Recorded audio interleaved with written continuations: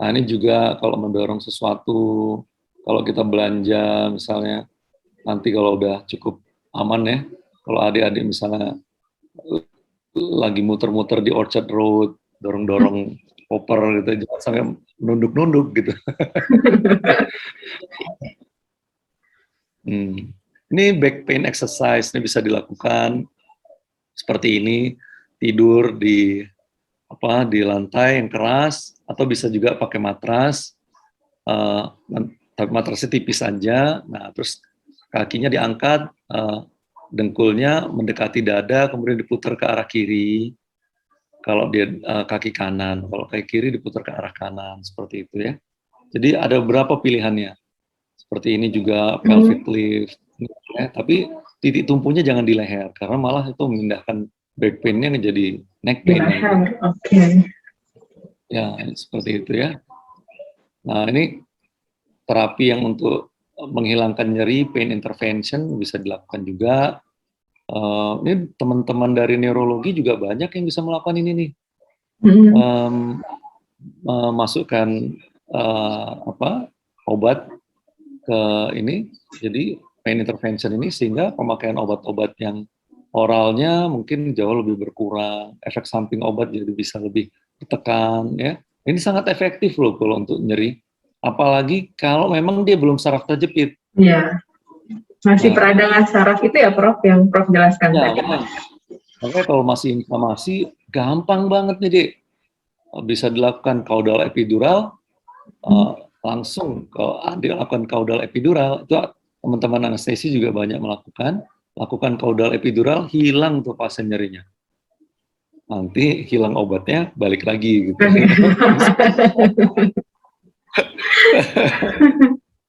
Oke. Ini juga epidural injection, trigger point. Ya, ini beberapa contoh aja. Nah, ini yang untuk cervical. Nah, saya pikir mungkin saya stop dulu ya. Mungkin ini kayaknya belum sampai kemari kita bicara. Iya. Tapi pertanyaan saya lanjutan memang mengarah ke situ, Prof. Kan ya, pasien-pasien itu sudah ada indikasi kadang-kadang, tapi takut dok, nanti operasinya dibuka besar-besar. Jadi dok bisa dijelaskan dok untuk tindakan operasi yang terkini untuk pasien saraf-saraf terjepit ini, biar masyarakat bisa tahu dan tidak takut untuk melakukan tindakan operasi, Prof. Kalau ini sih banyak sebenarnya.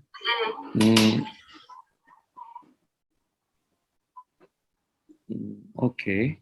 Nah, ini misalnya kita bicara dari cervical dulu deh ya. Nah, kalau kita lihat yang paling sering ini adalah HNP cervical. Kelihatan ya? Kelihatan, jelas. Nah, ini saya ambil gambarnya agak besar sedikit supaya lebih menjelaskan di mana sebenarnya posisi penjepitan saraf dan di mana sarafnya. Jadi, dari atas nih kita bisa lihat ini adalah gambaran cerebrum, otak besar yang kepotong ini. Kemudian ini cerebellum, otak kecil, cerebellum. Cerebellumnya, kemudian ini kita tahu ini pons, ini mesencephalon, pons, medulla oblongata, turun dia menjadi medulla spinalis di sini, ini craniocervical junction, turun ke bawah medulla spinalis, ini tadi saya sampaikan cervical 2, ini adalah potongan sagittal yang paling tengah ya, yang saya ambil ya. Jadi ini cervical 2, cervical 3, cervical 4, cervical 5, cervical 6, dan cervical 7. Maka kelainannya adalah herniated disc, herniated nucleus pulposus di cervical 6, cervical 7. Jadi HNP C67. Nah, kita bisa lihat, kalau kita mau melakukan tindakan, ini perlu operasi nggak? Memang ini mutlak, ini harus operasi, kita nggak punya pilihan. Nah, kalau kita mau melakukan tindakan operasi, yang dari mana yang paling ideal terhadap kasus seperti ini? Nah, karena dia penekanan dari depan, kita lihat dari depan, artinya di depan dari sarafnya, medulla spinalis itu nggak boleh digeser.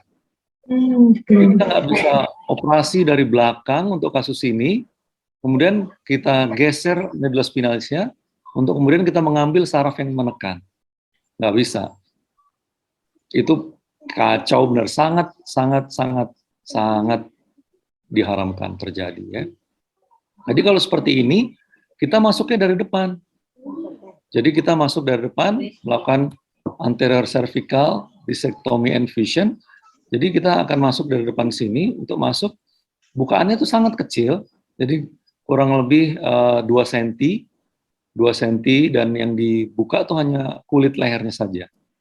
Jadi di dalam ototnya itu nggak ada yang dipotong, hanya dipilah-pilah saja, kemudian masuk sampai kemari, dan ini nanti bisa dikikis. Nah, jadi bayangkan kita kemari itu sarafnya masih jauh di belakang. Kalau sarafnya masih jauh di belakang, ya tentu cukup aman.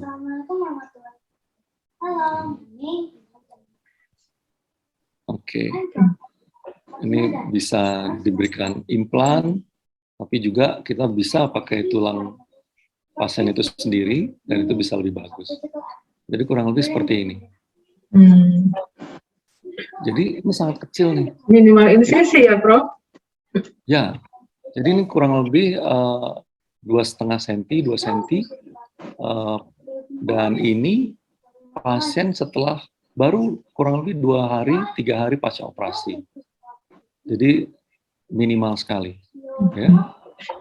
Dan yang terbaru sekarang, kalau kasusnya tidak terlalu berat, kita masuknya tapi kurang lebih hampir sama dengan seperti ini, tapi dia masuk hanya 1 tubular shaft aja. Jadi kurang lebih ada alat yang dimasukkan ke dalam, ya, dan itu kurang lebih diameternya 1 cm masuk ke dalam, dan kemudian kita masukkan ke dalam situ juga. Jadi yang 1 cm itu seperti selongsong, dan masuk ke dalam selongsong adalah bagian yang nanti bisa mengikis dari cervical pulposus tadi untuk diambil, diangkat. Jadi sangat ini simpel. Ini sangat apa ya? Ini kalau ini cerita sedih sebenarnya, karena di sini kita bisa lihat ada gambaran putih di tengah yang hitam. Walaupun kita lihat nih penekanan sarafnya nggak seberat yang tadi, tapi dalam jangka waktu lama dia buat masalah. Ini putih di tengah yang hitam ini seperti horor buat kita, karena ini menunjukkan sudah terjadi infark di minula spinalis. Kalau infark yang terjadi, maka pasien nggak bisa sembuh lagi, kecacatannya permanen. Ya. Nah, kalau ini kita cerita lumbal nih yang terbaru sekarang, walaupun ini pilihannya ada beberapa. Kalau ini saya sampaikan percutaneous endoskopi, lumbal discectomy dari sisi lateral. Terus kita juga bisa lakukan dari sisi medial sebenarnya. Ya, nah ini kita seperti ini. Jadi kita dengan X-ray intraoperatif kita tentukan di sini mana titik masuknya, ini garis tengah. Jadi kita seperti menggambar dulu, menggambar polanya dulu. Nah, kurang lebih nanti gambarannya seperti ini masuknya deh. Jadi ini ada tubular shaft-nya. Nah, di ujungnya itu ada endoskop, ada video kamera dan lightning-nya di sini, dan ini adalah working channel-nya. Nah, jadi ini diameternya itu kurang lebih 1 cm. Nah, working channel-nya itu bisa berkisar 4 mili, 6 mili, ya tergantung. Ada beberapa sistem yang dipakai. Ini contoh aja. Nah, ini yang kita lakukan. Jadi ini kita pakai jarum yang masuk ke dalam. Ini betadine ya, bukan darah ya. Jadi jangan horor banget. Jangan horor ya, sahabat. Nah, ini kita masukkan zat kontras untuk memastikan bahwa kita benar-benar sudah ada di diskus dari pasien dan sesuai dengan yang kita tuju. Ini di 45 waktu itu. Jadi kita ambil dari lateral. Jadi ini yang kita lakukan. Ini seperti ini, kita bisa lihat ini kanulnya tadi yang saya sampaikan, tubular shaft-nya itu ini yang masuk, yang sekitar 1 cm. Jadi seperti itu. Ini saya lihat matanya itu ke ini, ke layar ya, Pak. Ke kamera. Jadi seperti ini. Diangkat HNP-nya, ini HNP-nya sedang diangkat nih sebenarnya. Nah, dan gini aja nih, bahkan sekarang kita cenderungnya nggak kita jahit lagi, karena sekarang kita bisa makin kecil lagi, karena tubular shaft-nya lebih kecil lagi sekarang. Ini untuk lumbal ya. Tapi memang kasusnya juga tidak semua kasus lumbal bisa dilakukan seperti ini. Kalau kasusnya itu sudah ada listesis, pergeseran tulang, maka kita nggak bisa. Itu hal yang harus dilakukan adalah stabilisasi. Maka kita harus melakukan pemasangan pen dan sebagainya. Makanya seharusnya kalau ada kelainan-kelainan penjempitan saraf dan sebagainya, lebih awal tentu pelaksanaan tindakannya lebih aman, lebih ringkas, dan stres pasien operasinya juga jauh lebih ringan. Nah, ini kalau yang tadi saya bilang, kalau kita harus buka besar. Saya udah. Jadi potongnya seperti ini, jadi ini kurang lebih bisa sekitar paling kecil 8 cm ya. Tapi bisa sampai 11, bahkan 15 cm gitu. Apalagi kalau ini nih, pasti panjang sekali. Nah, seperti ini. Nah, ini, jadi kita buka tulangnya. Setelah kita buka tulangnya, sarafnya kita singkirkan, bukan singkirkan, ditepikan. Kemudian nanti kita ambil diskusnya, dan kita pasang kits ke dalam untuk pengganti diskus. Kemudian nanti dipasang pen, seperti ini. Nah, tindakan ini udah sangat jarang saya kerjakan, karena memang sekarang trennya tuh kita udah tinggalkan hal-hal yang besar seperti ini. Tapi walaupun demikian tetap ada yang saya kerjakan, karena pada late case yang sudah terjadi pergeseran tulang, pilihannya harus dilakukan stabilisasi. Jadi seperti ini, ini nih, terjadi pergeseran tulang. Ini namanya spondylolistesis. Jadi kalau seperti ini, nggak bisa deh. Ini harus dilakukan bukaan besar dengan posterior lumbar interbody fusion. Tapi harus ada kits yang ditanam di sini ya. Nggak bisa hanya dibuka, diambil HNP-nya kemudian dipasang pen, nggak bisa. Harus dipasang kits. Kecuali memang dia bukan degeneratif, tapi trauma. Kalau trauma itu memang dia semata-mata hanya pergeseran tulang ini yang terjadi. Gitu. Ya, ini contoh kasus yang kita kerjakan.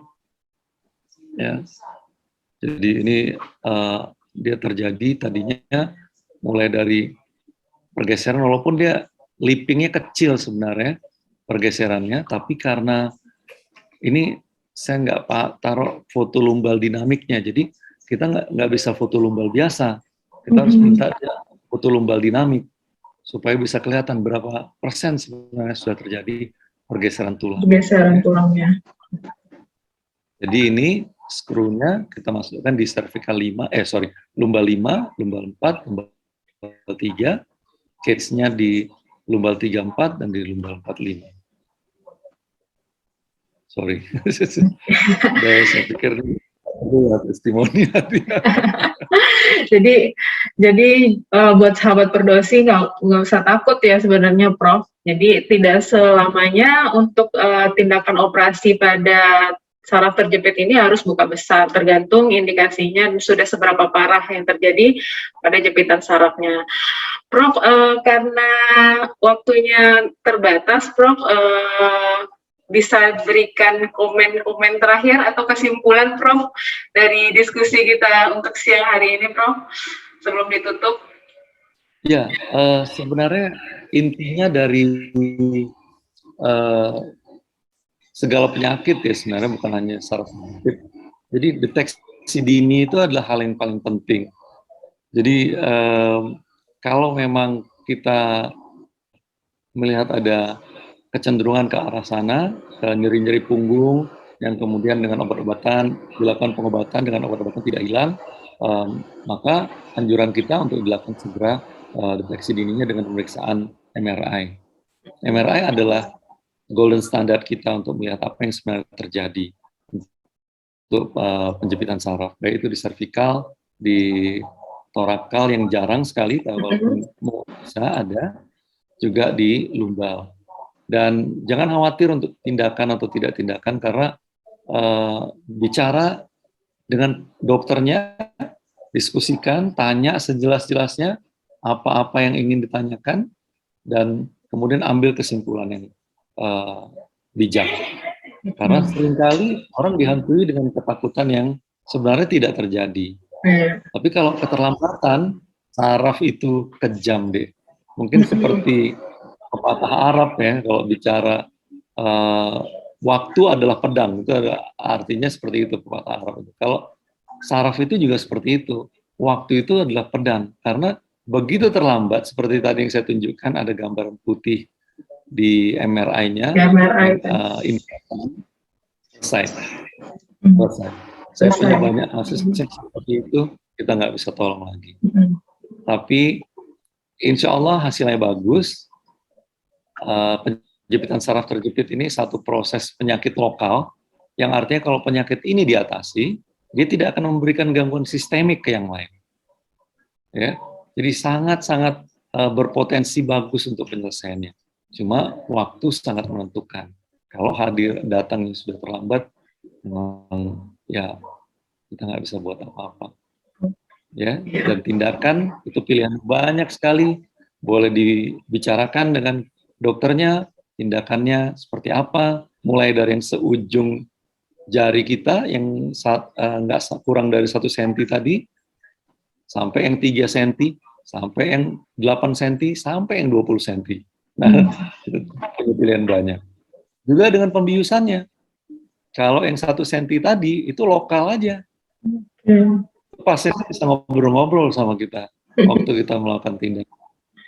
Nah, demikian juga kalau yang 3 senti, kalau di leher nggak bisa lokal. Kalau di servikal nggak bisa lokal. Tapi kalau di lumbal, seperti tadi pagi yang saya kerjakan, problem ligamentum flavum, bukaan kita sekitar 4-5 senti, padahal pasiennya gemuk.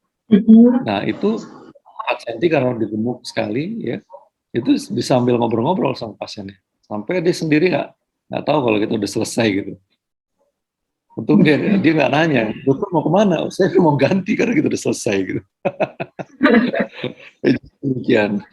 Iya. Jadi Iya. Jadi sahabat Perdosis cukup jelas ya. Jadi jangan lupa untuk konsultasikan semua keluhan kamu mengenai saraf kejepit, minta penjelasan dari dokternya secara jelas agar tidak ada kesalahpahaman ya, Prof. Apalagi sekarang jangan terlalu percaya hoax-hoax yang beredar, apalagi di WA grup paling sering itu yang membuat ketakutan masyarakat sekarang untuk tindakan-tindakan medis, sehingga menghambat untuk pengobatan suatu penyakit. Ya. Terima kasih banyak Prof atas edukasi dan ilmunya pada siang hari ini. Semoga dapat menjadi amal jariah pada Prof dan sehat selalu Prof. Assalamualaikum Prof. Oke, baiklah sahabat Perdosis, cukup jelas ya penjelasan dari narasumber kita siang hari ini.